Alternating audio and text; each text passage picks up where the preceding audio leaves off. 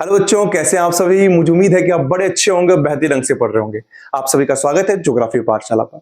सबसे पहले आप सभी को दिवाली की बहुत बहुत शुभकामनाएं।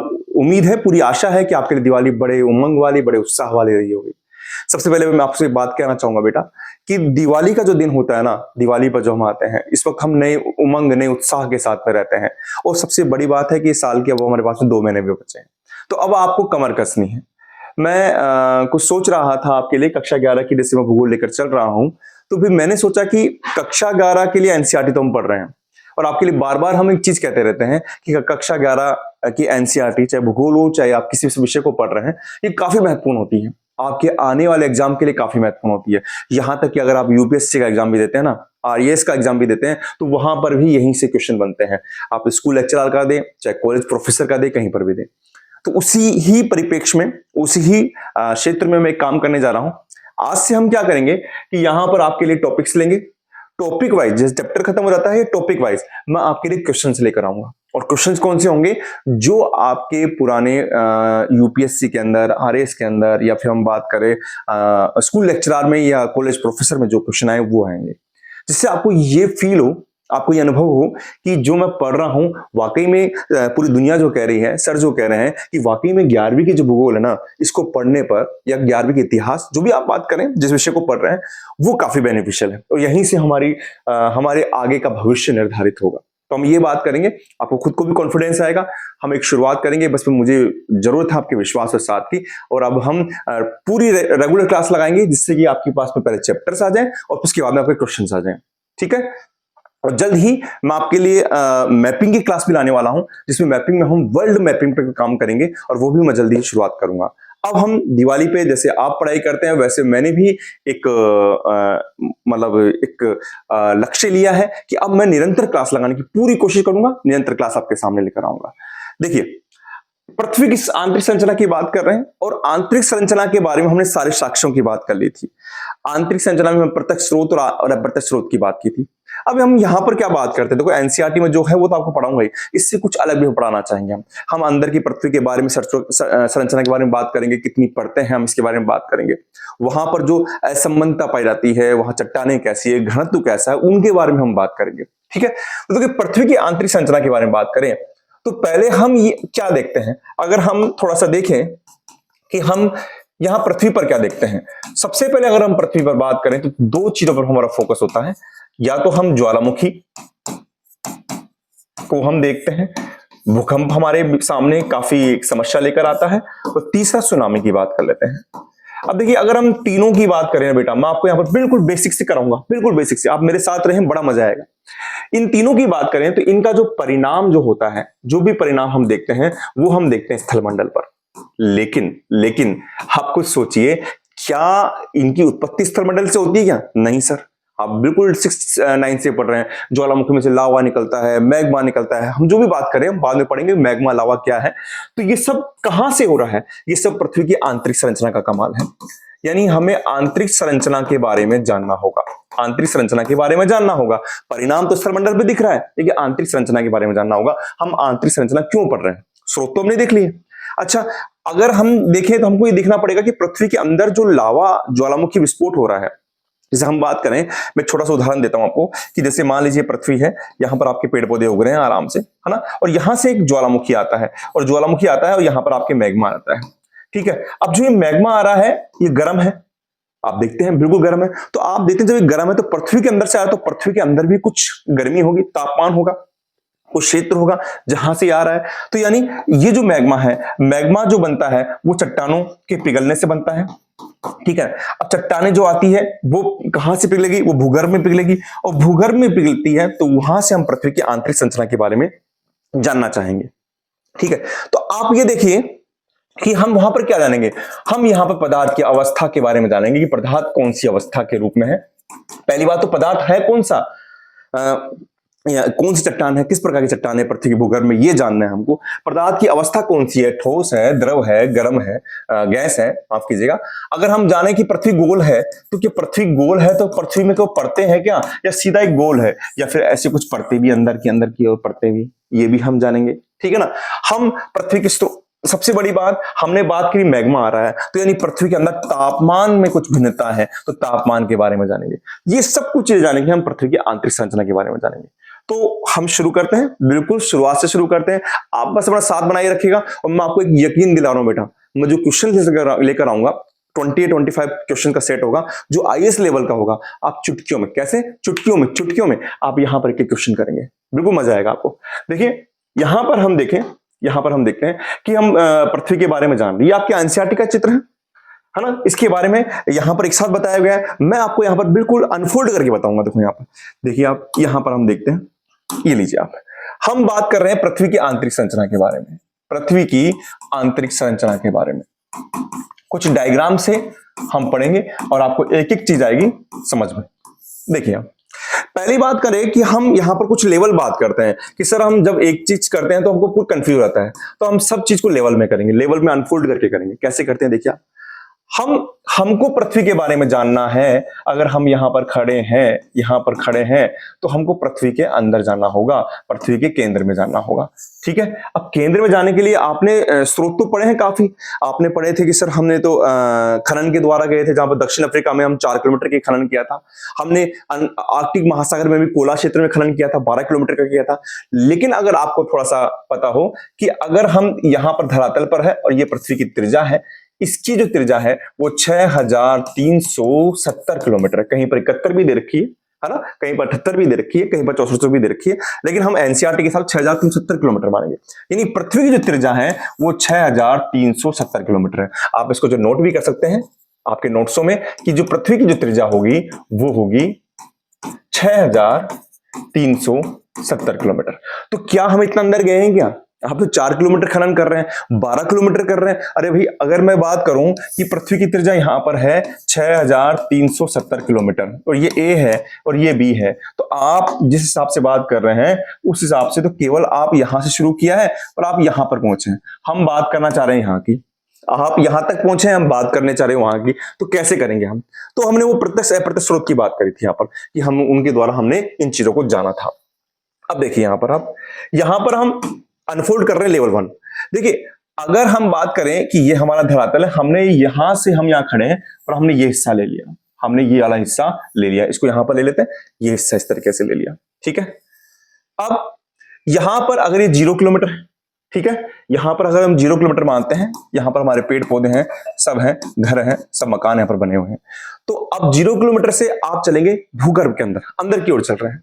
तो यहां से 0 किलोमीटर से आपके पास में 30 किलोमीटर तक या 34 किलोमीटर भी दे रखा है, 30 किलोमीटर तक आपके पास में एक परत आएगी, है ना, ये परत है, ये पहली परत आ जाएगी, जिस परत के अंदर हम बात करते हैं कि वहां पर हम रहते भी हैं, हम खनन कार्य करते हैं वो भी यहां से करते हैं, हम जो भूगर्भ जल का इस्तेमाल करते हैं बोरिंग का, वो सब यहां से करते हैं हमारा, है ना। तो इसको हम कहते हैं भूपृष्ठ। क्या नाम है इसका? भूपृष्ठ। ठीक है, या फिर इसको हम क्या कहते हैं, इसको मैं बता देता हूं, हम इसको भूपृष्ठ कहते हैं या फिर हम इसको क्रस्ट कह देते हैं। क्या कह देते हैं? क्रस्ट कह देते हैं, क्रस्ट। ठीक है, अब 30 किलोमीटर से हम थोड़ा नीचे जाएंगे और यहां पर जाएंगे 2900 किलोमीटर। कितना? 2900 किलोमीटर तक। और जो ये हिस्सा आएगा आपके पास में, ये वाला हिस्सा जो आएगा, ये वाला हिस्सा आ जाएगा, इसको हम क्या कहते हैं? इसको हम कहते हैं मेंटल। क्या कहते हैं? मेंटल कहते हैं, है ना। ये आज के वर्तमान की पृथ्वी की आंतरिक संरचना के बारे में बताया गया कि ये 2 परतें बनाती है। इसका हिंदी में नाम है भूप्रवार। क्या नाम है? भूप्रवार। बिल्कुल आहिस्ता आहिस्ता करेंगे। और 2900 से हम बात कर रहे थे पृथ्वी के भूगर्भ में, तो यानी 6371 किलोमीटर की बात हो रही है। और यहां पर जो कहते हैं, इसको कहते हैं हम क्रोड। क्या कहते हैं? क्रोड या अंतरतम कहते हैं, हिंदी में कहते हैं अंतरतम। तो ये 3 प्रकार की हमारी संरचना हो गई, 3 प्रकार की हमारी परतें हो गई। हम लेवल 1 कर रहे हैं, अभी इसके अंदर भी जाना पड़ेगा हमको। तो पहली हमने क्या जानी सर? पहली हमने जानी है कि हम इसको भूपृष्ठ कहते हैं। क्या कहते हैं? हम इसको भूपृष्ठ कहते हैं, या फिर इसको हम क्या कहते हैं? क्रस्ट कहते हैं सर। इसकी अगर हम करें तो 0 से लेकर 30 किलोमीटर तक पाई जाती है। दूसरी अगर हम बात करें तो दूसरी हमारे पास में सर मेंटल है सर। क्या है? मेंटल, जिसका नाम क्या है? भूप्रवार है सर, भूप्रवार है। और ये पाई जाएगी आपके 30 किलोमीटर से लेकर आपके 2900 किलोमीटर तक पाई जाएगी। ठीक है, ओके जी। तीसरी आपके पास में पाई जाएगी, वो आपके पास जाएगी क्रोड, क्रोड या इसका नाम है अंतरतम। क्या नाम है इसका? अंतरतम। और ये पाई जाएगी आपके 2900 से लेकर किलोमीटर से लेकर 6370 किलोमीटर तक पाई जाएगी। 70 कर सकते हैं, 71 कर सकते हैं, बात एक ही है। तो ये आप हमने 3 परतों के बारे में जाना है ना। अब एक बात दिमाग में आती है सर, आपके भी दिमाग में आ रही होगी कि क्या सर भूपृष्ठ पर इसी तरीके से आकृति है? क्या पेड़ है, पौधे हैं और कुछ नहीं है? पानी भी तो है। तो अगर हम इसको थोड़ा सा अलग से देखें, देखिए एक बार बड़ा डायग्राम बनाता हूं आपको, चीजें समझिएगा आप। हमारे पास में यहां पर इस तरीके से है, ये मानकर चलिए, यहां पर यू मानकर चलिए आप, और ये अब देखो दोबारा बना लेते हैं एक बार, चीजें समझने में कोई बुराई थोड़ी है। अब देखिए यहां पर अगर हम बात करें, यहां पर आपका पानी है, यहां पर पानी है, इस तरीके से। तो जो क्रस्ट है ना, क्रस्ट, जो आपका क्रस्ट था, जो आपका भूपृष्ठ था, इसको हमने क्रस्ट कहा, ये 2 भागों में हो रहा है। एक भाग तो कौन सा है? एक भाग तो ये रहा आपका, ये आपको सर्च कर लेते हैं। ये वो भाग है जहां पर हमारे पर्वत बने हुए हैं, आपके पठार बने हुए हैं, आपके मैदान बने हुए हैं। और ये भाग कहां है? जहां पर महासागर का पानी है, यानी महासागरी तली है। ये वाला भाग कौन सा है? महासागरी तली है। ये वाला भाग महासागरी तली है। तो यानी क्रस्ट जो है ना बेटा, क्रस्ट 2 भाग में हो गया। एक तो हो गया महाद्वीपीय क्रस्ट, महाद्वीपीय क्रस्ट, दूसरा हो गया महासागरीय क्रस्ट। बताइए आपको समझ में आया नहीं आया? है ना। आप देख रहे हैं सर ने धरातल की बात की थी, तो धरातल पे तो ऐसा है नहीं भाई पानी जमीन है। अरे भैया आपको तो पता है कि हमारे यहाँ पर 71% पानी है, 29% ही तो हमारे पास में जल मतलब स्थल भाग है।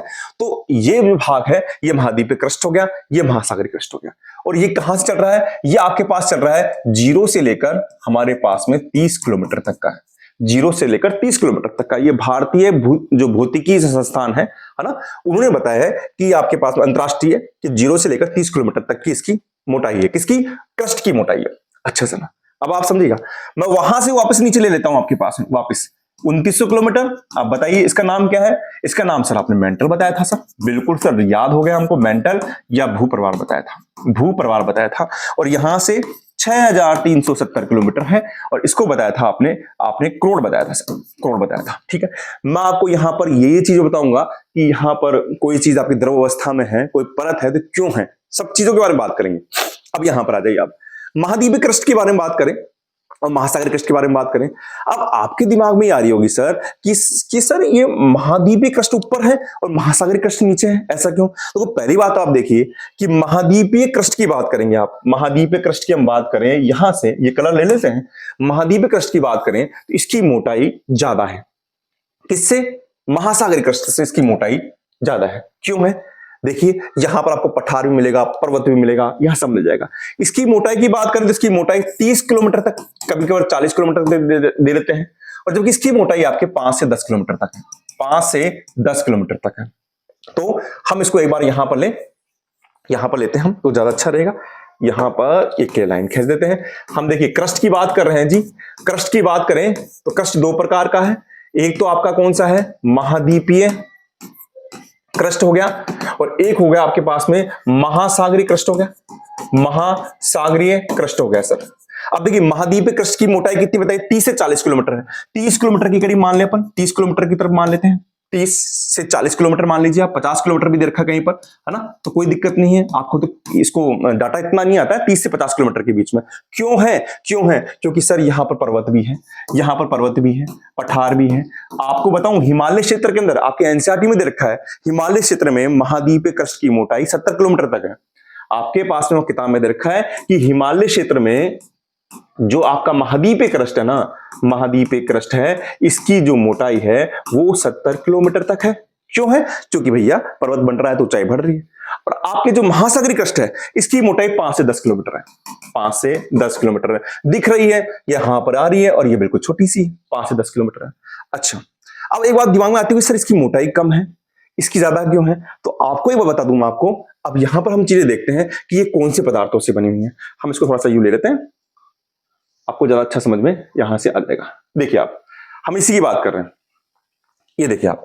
अब देखिए महाद्वीपीय जो क्रस्ट है ना बेटा, महाद्वीपीय क्रस्ट है, इसकी बात करें हम, महाद्वीपीय क्रस्ट है, इसका निर्माण कैसे हुआ है? महाद्वीपीय क्रस्टों का जो निर्माण हुआ है बेटा, ये हुआ है हल्के पदार्थों से।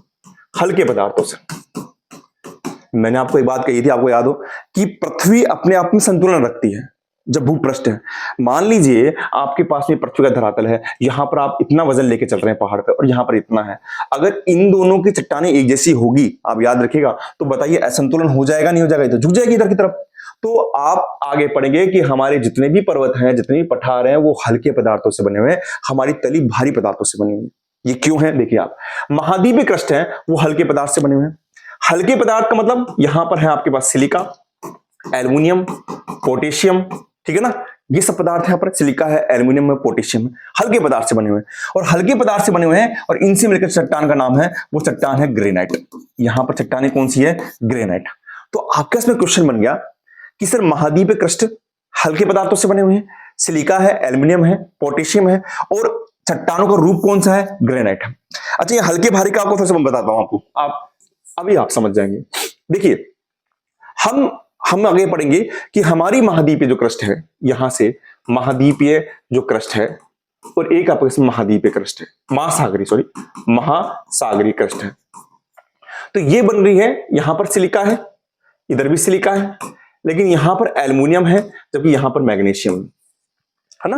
बाद में इनके नाम आएंगे, सियाल, सीमा, वो हम बाद में करेंगे। तो यहां पर सिलिका है और यहां पर मैग्नीशियम है, सीमा। तो आप देखेंगे सिलिका तो दोनों हो गई, एल्युमिनियम और मैग्नीशियम में भारी कौन सा होता है? एल्युमिनियम और मैग्नीशियम में भारी होता है मैग्नीशियम। एल्युमिनियम मैग्नीशियम भारी कौन होता है? मैग्नीशियम। मतलब महाद्वीपीय क्रस्ट है वो भी सिलिका से बन रही है, महासागरीय क्रस्ट भी सिलिका से बन रही है, साथ में इसमें मुख्य जो खनिज है वो एल्युमिनियम है, और इधर कौन सा है? मैग्नीशियम है। अभी हम सारी बात कर लेंगे। तो बताइए भारी कौन सा है? मैग्नीशियम है। और आपको मैंने विभेदन की प्रक्रिया बताई थी पहले पार्ट के अंदर, जब पदार्थों का आप अलग अलग होते हैं तो भारी पदार्थ नीचे बैठने लगते हैं। अब मेरी बात समझ रहे हैं आप, ये भूप्रपट्टी थी, ये आपका पर्वत था, ये हल्के पदार्थ से बना हुआ है, और ये आपका महासागर है, ये भारी पदार्थ से मैग्नीशियम। तो ये नीचे जाएगा नहीं जाएगा? जाएगा सर। अब बताइए आप, इसलिए महासागर की मोटाई ज्यादा है, सॉरी महाद्वीपीय की ज्यादा है और महासागर की कम है। समझ रहे हैं आप? तो महाद्वीपीय क्रस्ट हल्के पदार्थ से बने हैं, सिलिका, एल्युमिनियम, पोटेशियम, और इनसे मिलकर चट्टान बनी, उसको ग्रेनाइट कहते हैं। तो क्वेश्चन ये आता है कि महाद्वीपीय क्रस्ट में कौन सी चट्टान है, ग्रेनाइट है या बेसाल्ट है? तो आपका उत्तर हो जाएगा ग्रेनाइट। दूसरा, ये हल्के पदार्थ होते हैं, इनको बेटा फेल्सिक, इनको दूसरा नाम भी आता है फेल्सिक, है ना। फेल्सिक का मतलब होता है हल्के पदार्थ। क्या होता है? जर्मनी भाषा का शब्द है और इसका मतलब होता है हल्के पदार्थ। तो फेल्सिक यहां पर पदार्थों से बने हुए हैं, कौन से? महाद्वीपीय क्रस्ट बने हुए हैं। ठीक है, अगर हम इसको थोड़ा सा और आगे लें, आप समझिए, अगर हम बात करते हैं महासागरीय क्रस्टों की, महासागरीय क्रस्ट की बात करते हैं, तो ये बनी है भारी पदार्थों से, भारी पदार्थों से बनी है। भारी पदार्थ का मतलब यहां पर आयरन भी मिल जाएगा थोड़ा बहुत आपको, यहां पर सिलिका तो है ही, यहां पर मैग्नीशियम मिलेगा आपको। क्या मिलेगा?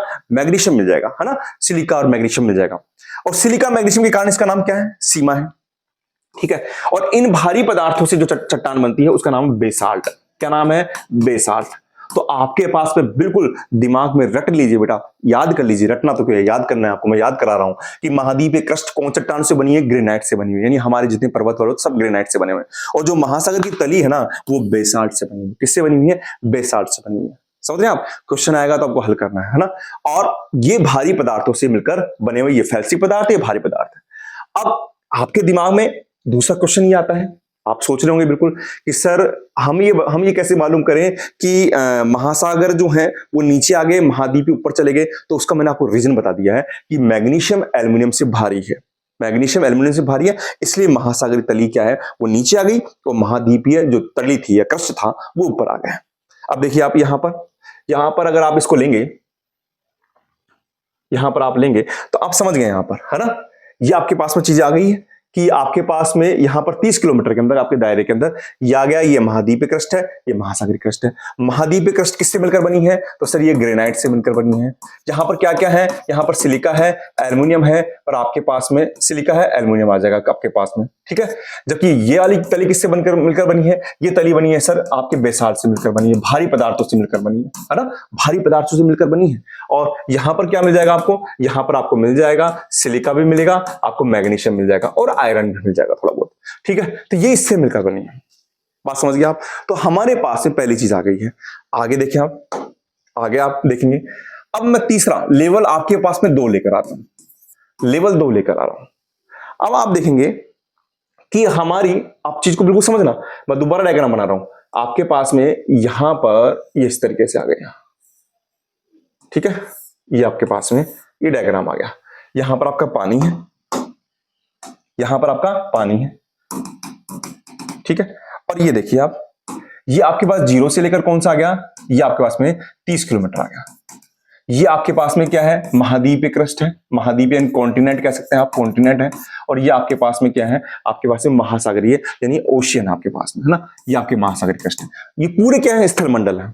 अब नीचे क्या है, 2900 किलोमीटर तक की। अब मैं यहीं की बात कर रहा हूं, नीचे को आप छोड़िए, 2900 किलोमीटर की बात चल रही है और लेवल 2 चल रहा है। यहां पर 30 किलोमीटर का जो ये क्षेत्र है ना बेटा, ये क्या है, ठोस है। और ये क्या है, आपके पास में क्रस्ट है। ये क्या है, आपके पास में क्रस्ट है। अब जो ये मेंटल है ना, मेंटल, इसको ध्यान रखना आप।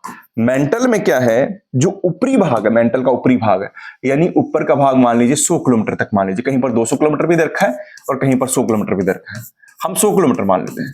ये भी ठोस है, यानी क्रस्ट जो 30 किलोमीटर है वो पूरी ठोस है, और मेंटल का जो ऊपरी भाग है वो भी ठोस है, वो भी क्या है, ठोस है। अच्छा सर, उससे क्या कहना चाह रहे हैं आप? उससे मैं कहना चाह रहा हूं कि आपका यहां पर क्रस्ट हो गया प्लस मेंटल का ऊपरी भाग हो गया, मेंटल का कुछ भाग हो गया ऊपरी भाग, कुछ भाग कौन सा, ऊपरी भाग हो गया।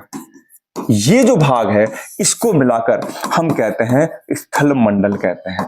क्या कहते हैं, स्थल मंडल। जो प्लेटें होती थी ना, अभी हम आगे पढ़ेंगे महाद्वीपीय विस्थापन सिद्धांत में, आप समझ लेना, ये वही प्लेटें हैं, ठीक है ना। तो ये स्थल मंडल है, जो क्या है, एक तरीके से ठोस भाग। मैं दोबारा रिपीट कर देता हूं आपको, दोबारा देख लीजिए आप। पूरा आपके महाद्वीपीय और महासागरीय यानी जो क्रस्ट है, प्लस जो 30 किलोमीटर तक है, और बाकी का 70 किलोमीटर यानी जो ये 100 किलोमीटर का जो हिस्सा है आपके मेंटल का ऊपरी भाग है, इन दोनों को मिलाकर हम कहते हैं स्थल मंडल कहते हैं। क्या कहते हैं, स्थल मंडल कहते हैं। अब हम ऊपर से बिल्कुल बिल्कुल नीचे जा रहे हैं।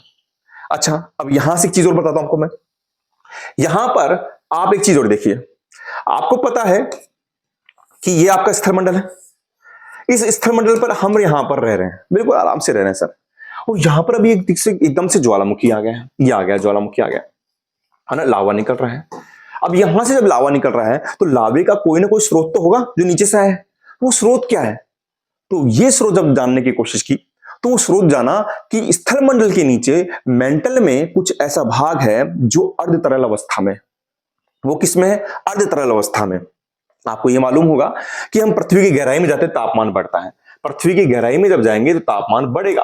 और तापमान कैसे बढ़ता है, तापमान बढ़ता है 32 मीटर की गहराई पर 1 डिग्री सेंटीग्रेड तापमान बढ़ता है।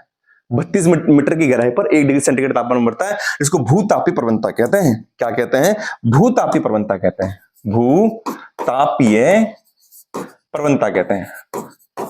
देखिए, आप ये मानकर ना चलें कि आप 11th के विद्यार्थी हैं, सर हम क्यों जाने, इसको जानना पड़ेगा, आपको इंटरेस्ट लेना पड़ेगा बेटा इसमें, कि अंदर 32 मीटर की गहराई पर जाने पर 1 डिग्री सेंटीग्रेड तापमान बढ़ता है। याद कीजिए, मैंने आपको बताया था कि हमारी पूरी पृथ्वी परतों के रूप में है। कैसे है सर, हम धरातल से ऊपर जा रहे हैं तो भी परत है, शोभ मंडल है, समताप मंडल है, आयन मंडल है, सब है। और नीचे जा रहे हैं तो भी परतें आ रही है ना, भूपृष्ठ आ रही है, मेंटल आ रही है, क्रोड आ रही है। तो हमारी पूरी पृथ्वी की परतदार संरचना है या नहीं है। तो ऊपर जाने पर तापमान वहां पर भी आपका देखा था कम हो रहा है, और नीचे जाने पर तापमान बढ़ रहा है, 32 मीटर पर 1 डिग्री सेंटीग्रेड बढ़ रहा है। तो तापमान बढ़ रहा है, तो यानी ऐसा कोई क्षेत्र होगा, ऐसी कोई जगह होगी जहां से आपकी ऊर्जा प्राप्त हो रही। तो क्या पता लगा, उनमें ये बताया कि 100 किलोमीटर से जब नीचे चलेंगे अपन यहां पर 700 किलोमीटर तक, ये आ गया आपका 700 किलोमीटर, ठीक है। अब आपके मेंटल था, मेंटल तो है ही, बड़े ध्यान समझना आप इसको, ये मेंटल तो था ही। अब मेंटल कहां शुरू हो रहा है, आपके 30 किलोमीटर से लेकर ये मेंटल शुरू हो रहा है। लेकिन आपके पास में ये ऊपर का जो हिस्सा है, ये वाला जो हिस्सा है, ऊपर वाला जो हिस्सा है, ये मानकर चलिए ये वाला जो हिस्सा है, इसको बोलते हैं 30 से लेकर 700 किलोमीटर तक का, इसको बोलते हैं अपर मेंटल, अपर मेंटल। और जो नीचे वाला होता है इसको बोलते हैं लो मेंटल, लोअर मेंटल। समझ गए आप, अपर मेंटल और लोअर मेंटल, ठीक है ना, अपर मेंटल, मेंटल और लोअर मेंटल। वापस बता देता हूं आपको मैं। अब आप थोड़ा सा देखिए, आप कि जो 30 से 100 किलोमीटर का हिस्सा आ रहा है जो हमने स्थल मंडल में दे दिया है वो अपर मेंटल का भाग है या नहीं है, बिल्कुल क्लियर हो जाना चाहिए बेटा। आपके पास से पूछे कि स्थल मंडल क्या सिर्फ क्रस्ट का भाग है, स्थल मंडल क्या सिर्फ मेंटल का भाग है, स्थल मंडल क्रस्ट और ऊपरी मेंटल का भाग है, बिल्कुल क्रस्ट का और ऊपरी मेंटल का भाग है, बिल्कुल क्लियर हो जाना चाहिए प्रश्न। तो ये जो भाग था ऊपर मेंटल का भाग था, उन्होंने बताया कि ये वाला जो हिस्सा है ऊपरी मेंटल का कुछ भाग तो स्थल मंडल हो गया, और जो ये बच गया हिस्सा आपके 700 किलोमीटर तक का, आपके एनसीईआरटी में 400 किलोमीटर देखा है लेकिन कहीं पर अपन 700 किलोमीटर पढ़ते हैं। यहां पर चट्टाने कैसे है, ओहो माफ कीजिएगा, यहां पर चट्टाने कैसी है, सेमी लिक्विड है, यानी अर्ध तरल अवस्था में, सेमी सॉलिड है, यानी जैसे आपका होता है ना गोंद होता है या शहद की तरह, यानी ठोस भी है और द्रव भी है, यानी वो द्रव नहीं हो पाई है क्योंकि देखिए टेम्परेचर नीचे जाने पर बढ़ रहा है, टेम्परेचर बढ़ रहा है, लेकिन जो प्रेशर है ना, प्रेशर वो भी तो बढ़ रहा है, प्रेशर भी तो बढ़ रहा है। चट्टाने पिघलना चाहती है, चट्टाने पिघलना चाहती है, आप यूं समझिए इसको कि चट्टाने हैं, यहाँ पर कण है, यहाँ पर कण, यहाँ पे कण है, ये पिघलना चाह रहे हैं, लेकिन आप यहाँ से प्रेशर लगा रहे हैं, यहाँ से प्रेशर लगा रहे हैं, तो वो कण दूर दूर नहीं जा पाते हैं, तो न तो वो ठोस हो पा रहे हैं न वो द्रव पा रहे हैं। तो आप बोलेंगे सर ये भी ऐसा हो जाना चाहिए था। यहाँ पर एक चीज पढ़िए आप कि यहां पर एक विद्वान आते हैं और विद्वान का नाम है ऑथर हॉम्स। क्या नाम है? ऑथर हॉम्स। इन्होंने क्या बताया सन 1930 के अंदर कि इस परत के अंदर रेडियो एक्टिव पदार्थ है, इस परत के अंदर रेडियो एक्टिव पदार्थ है, जिसके कारण वहां पर दुर्बलता मंडल यानी वहां पर तापमान जनरेट हो रहा है। यहां पर मैग्मा जो चैम्बर है, यानी आप बाद में पढ़ेंगे कि सारे ज्वालामुखी जो मैग्मा आ रहा है वो यहीं से आ रहा है। तो यहां पर क्या बताया इन्होंने कि यहां पर रेडियो एक्टिव पदार्थ है, रेडियो एक्टिव पदार्थ है। समझ रहे हैं आप? ये क्या है? रेडियो एक्टिव पदार्थ है, ठीक है। और फिर इसके नीचे का 700 से 2900 का जो लोअर मेंटल है वो कौन सी है? ये वापस ठोस अवस्था में, ये वापस ठोस अवस्था में। दोबारा एक बात लेते हैं अपन, देखिए आप चीजों को समझिए, बड़ा मजा आएगा आपके पास में। ये आपके पास में यहां से आ जाइए, ये आपके पास में 0 हो गया, 0 किलोमीटर हो गया, ये आपके पास में 30 किलोमीटर हो गया, ये आपके पास में 2900 किलोमीटर हो गया। नीचे की बात नहीं कर रहे हैं अभी हम, 2900 किलोमीटर हो गया। 0 से लेकर 30, ये क्या है आपका? ये आपका क्या है? ये आपका क्रस्ट है सर, क्रस्ट है। और ये आपका पूरा क्या है? ये मेंटल है सर, ये मेंटल है। इस मेंटल के अंदर आपने क्या किया? 700 किलोमीटर डाला सर, 700 किलोमीटर। और ये क्या था सर? आपका अपर मेंटल था। और ये क्या है आपका? ये आपका लोअर मेंटल है। इस अपर मेंटल के अंदर जो 100 किलोमीटर तक का हिस्सा है, 100 किलोमीटर तक का हिस्सा है, ये मिलाकर क्या बन गया? आपका स्थल मंडल बन गया। ये क्या बन गया? आपका स्थल मंडल बन गया है। यानी धरातल से 100 किलोमीटर, 200 किलोमीटर तक आप ये कह देते कहीं पर, वो क्या हो जाता है? आपका पूरा स्थल मंडल हो जाता है, जो ठोस भाग है, ठीक है। अब यहां क्या कहा? इस स्थल मंडल के नीचे अपर जो मेंटल है, कौन सा मेंटल है? अपर मेंटल है। अपर मेंटल का जो भाग है ना, ये वाला, ये अर्ध तरल अवस्था में है, यानी इसको सेमी सॉलिड कहते हैं। कारण क्या है? इसका कारण है यहां पर रेडियो एक्टिव पदार्थ की उपस्थिति है, रेडियो एक्टिव पदार्थ की उपस्थिति है, इस कारण है। कहा किसने? ये कहा है ऑथर हॉम्स ने कहा है, ऑथर हॉम्स ने कहा है। कब कहा है? 1930 में कहा है कि यहां रेडियो एक्टिव पदार्थ के कारण यहां पर मैग्मा चैम्बर का निर्माण होता है। ओके जी। और जो नीचे का पदार्थ है ये सॉलिड है। तो देखिए ये भी सॉलिड हो गया, क्रस्ट भी सॉलिड हो गया। आपके मेंटल का दूसरा पेन ले लेते हैं, ज्यादा अच्छा रहेगा। ये भी आपके पास में सॉलिड हो गया। आपके क्रस्ट का, मेंटल का ऊपरी भाग है, ये भी सॉलिड हो गया। और ये भी क्या हो गया? आपके पास में सॉलिड हो गया, ये सेमी सॉलिड हो गया, है ना। तो अब यहां पर एक बार हम चट्टानों की बात कर लें थोड़ा सा। यहां तक आप चीजें समझ गए क्या? ये चीजें समझ गए ना? बिल्कुल बिल्कुल आसानी समझ में आ रही होगी आपके पास में। यहां पर हम चट्टानों की बात करते हैं। किसकी बात करेंगे? चट्टानों की बात करते हैं। अब चट्टानों की बात करें तो आप ये समझिए कि आपके पास में जो क्रस्ट था, तो क्रस्ट के अंदर महाद्वीपीय और महासागरीय, वो किससे बन रहा था? अगर हम बात करें कि सर महाद्वीपीय तो बन रहा था सियाल से बन रहा था, सियाल। महासागरीय किससे बन रहा था? महासागरीय बन रहा था सीमा से बन रहा था, सीमा से। ओके जी। तो ये बन रहा था सियाल, ये बन रहा था सियाल, और इसका जो नीचे का हिस्सा था वो सीमा।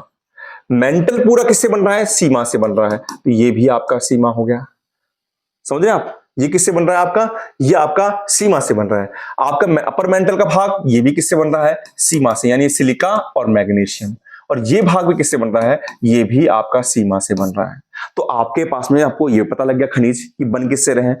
आपके महासागरिक महाद्वीपीय क्रस्ट सिलिका और एल्युमिनियम, महासागरीय क्रस्ट वो सिलिका और मैग्नीशियम, आपके अपर मेंटल का कुछ ऊपरी भाग वो भी सिलिका और मैग्नीशियम, आपका जो बच गया दुर्बल मंडल वो भी सिलिका मैग्नीशियम, और आपका जो लोअर मेंटल है वो भी सिलिका और मैग्नीशियम से हो गया है। ठीक है, तो ये चीजें मुझे उम्मीद है कि आपको समझ में आएगी। तो क्वेश्चन क्या बन जाता है आपका इसमें, अब क्वेश्चन आपके कैसे बनेगा कि स्थल मंडल जो है, मैं आपको एक क्वेश्चन देता हूं, ये देखिए आप, स्थल मंडल भाग है, स्थल मंडल भाग है, और पहला ऑप्शन दे दिया उसमें ऊपरी crust plus lower crust, lower crust इसके मिलकर बना हुआ है, या फिर आपसे बोले कि क्रस्ट प्लस मेंटल से मिलकर बना है, या फिर आपसे बोले कि क्रस्ट प्लस मेंटल का ऊपरी भाग कुछ भाग जो है वो बना है, और चौथा इनमें से कोई भी नहीं कह दिया आपको। तो आंसर क्या हो जाएगा, क्रस्ट तो है ही, पूरी क्रस्ट तो है ही, उसमें तो कोई संदेह ही नहीं है, स्थल मंडल के अंदर पूरी क्रस्ट तो है ही, और मेंटल का ऊपरी भाग है, केवल ऊपरी भाग है। समझ रहे हैं आप। तो क्वेश्चन आपके पास में यहां पर ये बन चुका है ना। अच्छा, यहां पर हम चट्टानों की बात भी करेंगे, हम चट्टानों की बात करेंगे। तो चट्टानों की बात करी है आपने, सिलिका की बात करी, मैग्नीशियम की बात करी है आपने, तो यहां पर भी बात करेंगे। चलो हम नीचे की देखते हैं। अब लेवल 3 देखते हैं, लेवल 3। अब हम चलते हैं नीचे की तरफ। अब हम चल रहे हैं कहां पर, कोर में। अब कोर में चलते हैं। कोर में क्या देखा गया है कि 5000, ये आपका 6370 किलोमीटर है। इसको थोड़ा सा ऊपर ले लेते हैं अपन, आपको समझ में चीज आ जाएगी। ये कोर है, ये है 5150 किलोमीटर, है ना। इसमें क्या माना गया है बेटा, इसमें माना गया है कि ये जो हिस्सा है ये आपका बाह्य कोर है। ये कौन सा है, ये बाह्य कोर है, और ये कौन सा है, अंतरतम कोर है। अंतरतम कोर है, यानी ये आउटर कोर हो गया और ये इनर कोर हो गया। ये आउटर कोर हो गया, इनर कोर हो गया। आउटर कोर है, ये द्रव अवस्था में माना गया है। आपको मैंने ये बता दी कौन सी कहां पर, अपन दोबारा एक बार पूरा रिवीजन कर लेंगे। ये द्रव अवस्था में, और ये जो नीचे का ये ठोस अवस्था में। अब कारण क्या है सर, ठोस अवस्था में कारण है। अरे भैया कारण तो होगा ही होगा ना। आप कहां से कहां की बात कर रहे हैं, देखिए आप यहां से यहां की बात कर रहे हैं। नीचे जाने पर आपको पता है कि नीचे जा रहे हैं हम, तो प्रेशर, वो टेम्परेचर तो बढ़ रहा है, लेकिन प्रेशर कितना बढ़ रहा है, 1 परत, 2 परत, 3 परत, 4 परत, तो इसके कारण प्रेशर बढ़ रहा है। मैं अभी नीचे की बात कर रहा हूं, आप समझिएगा, नीचे की बात कर रहा हूं। तो टेम्परेचर तो बढ़ रहा है, लेकिन प्रेशर भी कितना बढ़ रहा है। अब प्रेशर, टेम्परेचर तो यहां पर 5000 डिग्री सेंटीग्रेड हो जाता है, चट्टाने पिघल जानी चाहिए, चट्टाने पिघल जानी चाहिए। यहां पर जो अणु है टेम्परेचर के कारण वो पिघल जाने चाहिए, लेकिन जो प्रेशर पड़ रहा है वो तो दूर जाने नहीं देते हैं, तो यहां पर ठोस अवस्था है। अब आपके दिमाग में आएगा, सर ठोस अवस्था है तो फिर सर ये द्रव में क्यों है, क्या यहां पर टेम्परेचर ज्यादा नहीं है क्या, क्या यहां पर प्रेशर ज्यादा नहीं है क्या। मैं बोलूंगा सर टेम्परेचर भी ज्यादा है सर, प्रेशर भी ज्यादा है, तो फिर ये द्रव अवस्था में क्यों है, ये क्वेश्चन आएगा आपका इसमें दिमाग में। अच्छा, मैं ये कह दूं कि नहीं नहीं सर, हो सकता है कि यहां पर क्या नाम है कि टेम्परेचर तो ज्यादा आ रहा है, बिल्कुल आ रहा है ना, तो यहां प्रेशर थोड़ा सा कम होगा। अपन ये माने तो प्रेशर यहां कम होगा, तो यहां भी इतना ही है, यहां पर थोड़ा ज्यादा है तो यहां पर थोड़ा सा कम हो सकता है। लेकिन ये द्रव अवस्था में कैसे आ गई, इसका कारण हम क्या दे सकते हैं, हम जो सब समझ रहे हैं कि जो ये कोर है ना, ये मिलकर बना है निकिल और फेरियम से, निकिल और फेरियम से, समझ रहे हैं। और ये बन रहा था सिलिका और मैग्नीशियम से।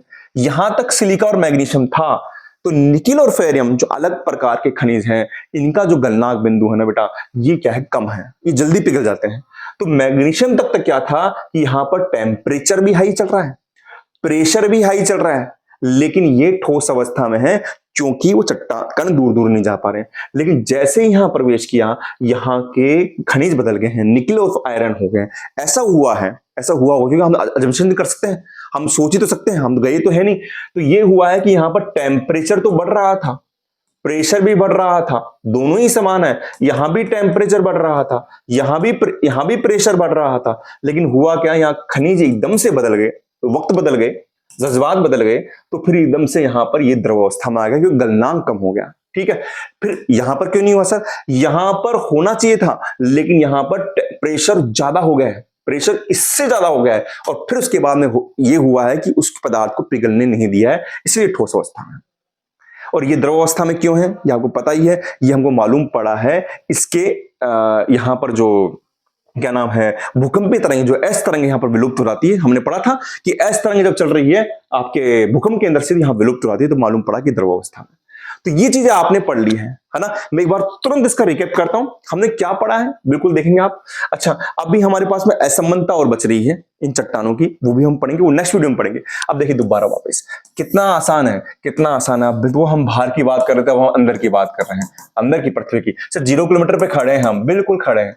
यहां से मैंने लिया 30 किलोमीटर सर। ये क्या है, हमारी क्रस्ट है सर, ये हमारी क्या है, क्रस्ट है। इसमें ऊपरी क्रस्ट भी आ गई और भीतरी क्रस्ट भी आ गई है ना, ऊपरी क्रस्ट भीतरी क्रस्ट भी आ गई। ठीक है सर, ये आ गया आपके पास में। अच्छा, यहां से हमने लिया सर 2900 किलोमीटर ले लिया। थोड़ा सा इसको नीचे ले लेते हैं, ज्यादा अच्छा रहेगा। हाँ, ये ले लीजिए आप, ये ले लीजिए। तो ये कितना आ गया सर, ये 2900 किलोमीटर आ गया, और ये आपके पास में आ गया 6370 किलोमीटर हो गया सर। 2900 किलोमीटर में हमने क्या बात करी सर, हमने ये बात करी कि जो 100 किलोमीटर का हिस्सा है ना, इसको मिलाकर हमने स्थल मंडल नाम दिया, स्थल मंडल नाम दिया। अभी मैं 2-3 नाम और बता रहा हूं आपको, एग्जाम में बिल्कुल सीधे क्वेश्चन बनते हैं बेटा। और फिर यहां से हमने क्या नाम लिया कि यहां से 700 किलोमीटर का जो हिस्सा था, उसमें ये वाला जो हिस्सा है ये आपका अपर मेंटल है, और ये वाला हिस्सा लोअर मेंटल है। अपर मेंटल का जो ये वाला भाग है वो स्थल मंडल में जा रहा है। ये आपके चीज समझ में आ रही होगी, है ना। अब यहां पर क्या है, आपका दुर्बलता मंडल है, तो ये स्थल क्या हो गया, ये आपका स्थल मंडल हो गया सर। यहां पर क्या है, इस भाग में सिलिका एल्यूमिनियम है, यहां पर क्या है, सियाल और मैग्नीशियम है, यहां पर आपके सीमा है। इधर भी बात करें तो ये भी सीमा है ना। और ये क्या है, आपका दुर्बल मंडल हो गया सर। ये क्या नाम हो गया, दुर्बल मंडल हो गया। इसको क्रस्ट कहते हैं, इसको भूपृष्ठ भी कहा जाता है, इसको आप मेंटल कहते हैं, इसको भूप्रवार भी कहते हैं। ठीक है। अच्छा, अब देखिए ये भाग क्या हो गया आपका, ये भाग आपका स्थल मंडल हो गया, ये आपका भाग स्थल मंडल हो गया, ये भाग दुर्बल मंडल हो गया रेडियोएक्टिव तत्व के कारण। इसको जो ये ठोस भाग है, अच्छा ये कैसा है, ये भी ठोस है पूरा। ये कैसा है, सेमी सॉलिड है, ये भी आपका ठोस है। और इसको हम कहते हैं मध्य मंडल भी कह देते हैं, इसको मिजोस्फेयर, मिजोस्फेयर भी कह देते हैं, या मध्य मंडल कहते हैं। 700 से 2900 किलोमीटर का भाग होता है, उसको हम क्या कह देते हैं, मध्य मंडल कह देते हैं। देखो समझ में नहीं आ रहा होगा, दोबारा लिख देता हूं, मध्य मंडल कह देते हैं, मध्य मंडल। यानी दो नाम आ रहे हैं आपके पास में। 0 से लेकर 100 तक का भाग तो स्थल मंडल था, 100 से लेकर 700 का भाग दुर्बल मंडल है, एस्थेनोस्फीयर, इसका नाम होता है एस्थेनोस्फीयर। और 700 से 2900 किलोमीटर का भाग है, वो है आपका मध्य मंडल। वो कौन सा है, आपका मध्य मंडल आ गया। ठीक है, ठोस हो गया। और यहां पर भी क्या है, सीमा है। अब देखिए आप नीचे, नीचे देखिए आप, नीचे आप यहां पर देखेंगे, यहां पर ले लीजिए 5150 किलोमीटर। ये जो भाग है इसको हम कहते हैं कोर कहते हैं, जिसमें ये आउटर कोर हो गया और ये इनर कोर हो गया। इसको दूसरा नाम क्या होता है बेटा, बेरिस्फेयर भी कहते हैं, बेरिस्फेयर, है ना। बेरिस्फेयर भी कह देते हैं किसको, कोर को। यानी इसका नाम होता है, लिख लीजिएगा आप कॉपी में, इसको बेरिस्फेयर भी कह देते हैं। मैं इसको दोबारा लिख देता हूं, बेरिस्फेयर भी कह देते हैं, इसको कोर भी कह देते हैं। इसको गुरुमंडल भी नाम दिया हो गया है, गुरुमंडल, गुरुत्वाकर्षण का केंद्र है ना, इसको गुरुमंडल भी कह देते हैं। अब ये कौन सी अवस्था में, ये द्रव अवस्था में है सर, सिलिका। और यहां पर सिलिका कहां से आ गया जी, यहां पर निकिल और फेरियम हो गया, यहां पर भी निकिल और फेरियम हो गया, ठोस अवस्था में। क्यों है बता चुका हूं, वो क्यों, कारण क्या है वो बता चुका हूं। तो ये आपका हो गया बेरिस्फेयर हो गया, ये आपका क्या हो गया, बेरिस्फेयर हो गया। ये आपका क्या हो गया, मध्य मंडल हो गया। ये आपका क्या हो गया, ये दुर्बलता मंडल हो गया। और ये आपका स्थल मंडल हो गया। तो ये सारी चीजें हमने यहां पर पढ़ ली है। तो आप चीज को देखिए आप। अच्छा एक चीज और देखिए आप, आपने सर आप सियाल, सीमा, ये नीफे नाम ले रहे हैं, तो देखो एक वर्गीकरण हुआ है, यहां पर हम देखेंगे एक वर्गीकरण, यहां पर हम पढ़ेंगे। यहां ये देखिए आप, एक वर्गीकरण हुआ है जिसका नाम है स्वेस महोदय ने सबसे पहले वर्गीकरण किया था। और उन्होंने क्या बताया था, इसको आप नोट कर लीजिएगा, लिख लीजिएगा आप, इसको क्वेश्चन बनता है। उन्होंने बताया था जो हम रह रहे हैं तो वहां पर ऊपर की क्या है, एक भूप्रपट्टी है। यहां पर ब्लैक पेन ले लेते हैं, यहां पर ये जो भूप्रपट्टी है अवसाद से बनी हुई है, अवसाद से, सिलिकेट से बनी हुई है। और उसके नीचे जो ये पदार्थ है ये बना हुआ है सियाल से, जो आपका महाद्वीप ही हो जाता है। ये जो भाग है ये बना है सीमा से, ये सीमा हो गया। ठीक है। और जो ये वाला भाग आ गया आपके पास में, ये बना है आपका निकिल से। तो देखिए सियाल, इसको सियाल बोल दिया गया, इसको क्या बोल दिया गया, इसको बोल दिया गया सियाल, सीमा, यानी मैग्नीशियम का Ma, इसको बोल दिया सीमा, है ना। और ये बोल दिया नीफे। तो आपका इसमें क्वेश्चन आता है कि स्वेस ने जो पृथ्वी के आंतरिक संरचना का जो वर्गीकरण किया वो कितनी परतों में किया है? वो 3 परतों में किया है। पहला है आपका सियाल, दूसरा है आपका सीमा और तीसरा है आपका नीफे। कौन किसने किया? सियाल, सीमा, नीफे। और ऊपर की प्रकृति को ऊपर की बताया, उसको भूप्रकृति बताया था। किसने किया था? स्वेस ने किया था। फिर काफी वर्गीकरण है, वॉन्डरगार्ड्स भी पढ़ते हैं अपन, वो आपके आगे एग्जाम में आते हैं। उन्होंने 4 किया था, बहाल, सियाल प्रकृति, फिर अंदर की, फिर धात्विक केंद्र, फिर लास्ट का। डोली भी आता है ना, जेफरीज भी आते हैं, काफी मोहते हैं, लेकिन हम इनको हमारे यहाँ पर इनको हम चीजों को नहीं पढ़ेंगे। तो मुझे उम्मीद है कि बेटा आपको चीजें समझ में आ गई होगी। मैं दोबारा एक बार आपको सोचूं, आप अज्यूम कीजिए, सोचिए कि मैं यहाँ पर खड़ा हूं, 0 से 30 किलोमीटर का हिस्सा है, इसमें महाद्वीप ही आ गया, जिसकी मोटाई कितनी बताई थी मैंने आपको? 30 से 50 किलोमीटर बताई थी। महासागर आ गया, जिसकी मोटाई कितनी बताई थी आपको? 5 से 10 किलोमीटर बताई थी। फिर उसके नीचे आपका 30 से लेकर आपके 2900 में क्या आ गया? आपके पास मेंटल आ गया, जिसमें से 30 से लेकर 100 तक आता है आपका स्थलमंडल, ऊपर तक का बनता हुआ। फिर 700 तक आता है आपका दुर्बलता मंडल, 700 से 2900 आता है आपका, अब क्या आता है आपके पास में? आता है अपर लोअर मेंटल आता है। फिर आपके 2900 से कहां जा रहे हैं? 6371, वो आ रहा है आपके पास में क्या? कोर आ रहा है। तो इस तरीके से आपका स्थल मंडल हो गया, यहां से आपका मध्य मंडल हो गया, फिर आपका बेरिस्फीयर हो गया। ये सब चीजें हमने पढ़ ली है। अब नेक्स्ट वीडियो में हम क्या पढ़ेंगे? नेक्स्ट वीडियो में हम इसके अंदर पढ़ेंगे कि यहां पर जहां जहां परतें बदल रही है वहां पर असमानता आ रही है। यानी कि जैसा असमानता का मतलब समझिए कि मैं बात करूं कि ये दीवार है, कोई भी दीवार होती है, तो दीवार हम होती है ना कि दीवार चल रही है, फिर से खिड़की आ गई, तो वो दीवार तो पत्थर की है और फिर खिड़की की दीवार किसकी आ गई? लोहे की आ गई। तो वो असमानता चल रही है, तो उन्हें असमानताओं के नाम है, वो हम पढ़ेंगे। और पूरी पृथ्वी किन खनिजों से मिलकर बनी है, ये सब कुछ पढ़ेंगे हम नेक्स्ट वीडियो में। मुझे उम्मीद है कि आपको कोशिश अच्छी लगी होगी। अगर बेटा आपको कोशिश लगी हो तो प्लीज कमेंट बॉक्स में बताइए, सुझाव दीजिए कैसा है। अब मैं नेक्स्ट जल्दी से इनके क्वेश्चंस लेकर आऊंगा और आपको लगेगा कि हमने कुछ पढ़ा है। ठीक है बेटा, मिलता हूं नेक्स्ट क्लास में इसी विश्वास और जोश के साथ में। Happy Diwali again. Thank you बेटा।